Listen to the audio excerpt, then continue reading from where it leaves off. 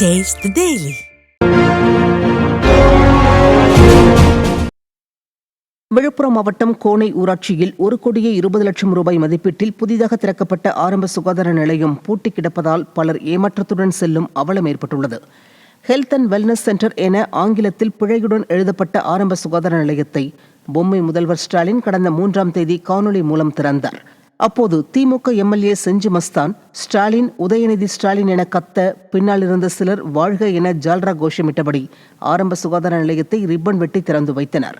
இந்த நிலையில் ஒரு வாரமாக மருத்துவர்கள் மற்றும் செவிலியர்கள் இன்றி ஆரம்ப சுகாதார நிலையம் பூட்டியே கிடப்பதால் 10க்கும் மேற்பட்ட கிராமத்தினர் சிகிச்சை பெற முடியாமல் வலியோடு திரும்பிச் சென்றனர்.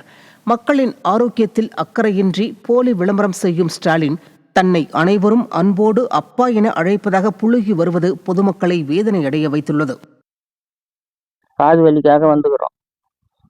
டாக்டர் வரல. நேற்றும் உக்காந்துட்டு போயிட்டேன். நேற்று 10 பேர் வந்து உக்காந்துட்டு போட்டாங்க. ஹாஸ்பிட்டல் திறக்கலன்னு. இன்னைக்கும் வரல. நிறைய ஜனங்க வருது, ஆனா டாக்டர் வர மாட்டாங்க.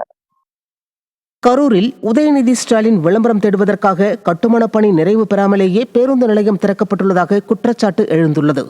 திருமநிலையூரில் புதிய பேருந்து நிலைய கட்டுமான பணிகள் நடந்து வந்த நிலையில் அந்த பணிகள் முழுமையாக முடிவு பெறவில்லை. அதற்குள் துணை முதல்வர் உதயநிதி அவசர குடுக்கையாக அதனை திறந்து வைத்தார்.